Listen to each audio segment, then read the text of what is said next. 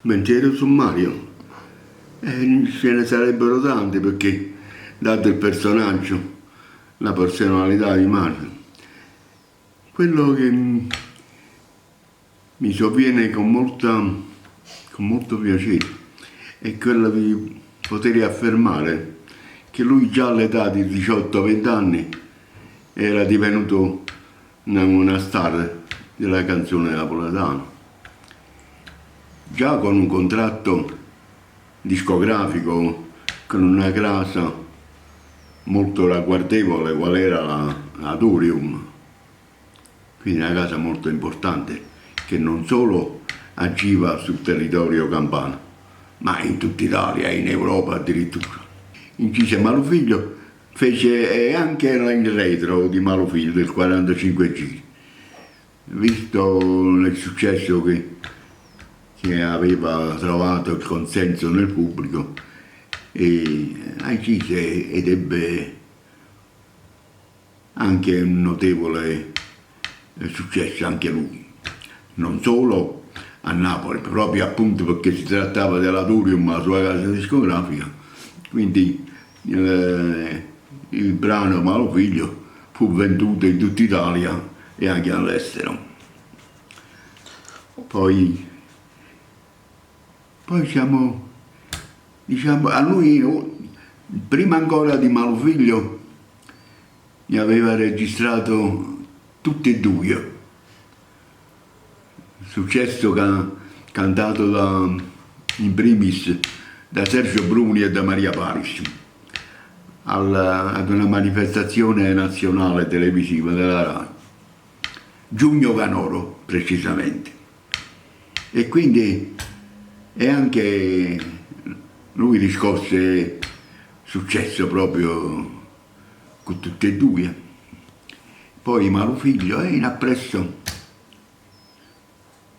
perché poi come succede fra cantanti e autori, che si milita diversamente, uno va a est, l'altro va a nord, e quindi uno faceva parte di una combriccola nel senso più buono della parola, però, e uno di un'altra. Allora alle volte, pur essendo amici, si diventa non nemici, per carità, ma avversari, e quindi si riesce poi col tempo a tirare delle considerazioni, a fare delle considerazioni, se avessi fatto quel pezzo, se non l'avessi fatto, se avessi avuto quel cantante al posto dell'altro, sarebbe andata meglio sicuramente, eccetera. Poi a distanza mi ha fatta qualche altra registrazione, sempre molto convinta, perché lui, oltre a persuadere con la sua voce che la buonanima di Agambora, Vincenzo Agambora, diceva che lui aveva una lacrima, una specie di singhiozzo nella voce, che prendeva e riusciva a comunicare con il cuore e con l'anima degli ascoltatori. Mario, perché poi oltre al cantare si è anche adattato a fare l'attore, perché i tempi lo chiedevano. È venuto un periodo che tutti i cantanti cercavano di obbedire alla legge del teatro, alla simpatia del pubblico che voleva assolutamente osservarlo sul palcoscenico, sul teatro.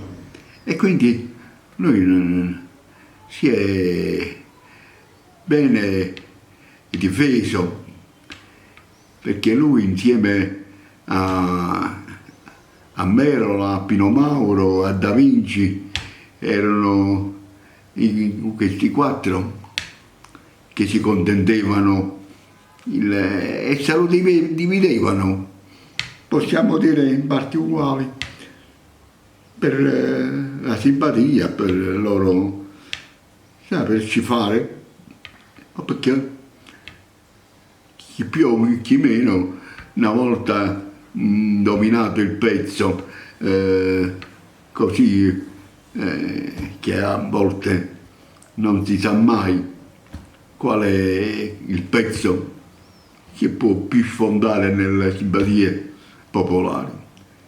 E lui, devo riconoscere, sotto tutti gli aspetti, diciamo che è stato un artista completo.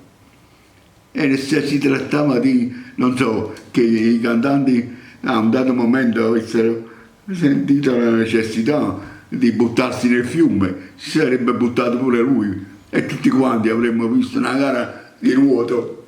Perché? Perché poteva rappresentare un punto di arrivo, anche qui.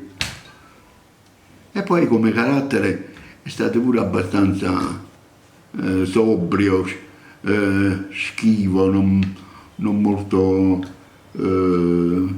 diciamo, nel senso di popolarità, ha sempre mantenuto in un certo livello nelle fasce di ascolto buone, non solo, ma anche che poi in effetti nella scelta dei brani e con un fatto vocale interpretativo al meglio, è chiaro che si riesce poi a mettere le radici non solo in quel pubblico popolare, ma si riesce ad arrivare alla sommità della società. E questo è un fatto importante che dà anche modo alla stampa, ai critici che logicamente sono chiamati alla scrittura di libri, di enciclopedie, di belle cose artistiche. Poi ultimamente parlammo di un'altra canzone che lui, un'altra canzone mia che io diedi a Zinzi e che a lui sarebbe piaciuta, era Rosse Capille. Ma purtroppo i campi erano un po', come ho detto, separati, con una cima, non tralasciando però in tutto questo la reciproca stima e l'affetto che ci univa sempre, perché poi succede che se uno si puta a caso dire qualcosa dell'altro non sia mai, quindi si può essere non d'accordo su certe cose, ma sulle altre no, non si lascia campo agli altri di poter parlare di un'amica e di un artista innanzitutto. Lui l'ha fatto con me, io senz'altro l'ho fatto con lui sicuramente, tante volte. Che devo dire di più? Ci siamo fatti vecchi, o come si suol dire oggi anziani, la terza età, o no, non lo so se è andato bene a dire la terza età. Comunque non è mai finita, pure quando è finita. Noi ci sentiamo di scrivere come lui si sente ancora di cantare. E chi lo sa, che non possa nascere qualcosa. Io non pongo mai fine alla parola speranza. Mai dire mai, che è la parola senza fine, mai.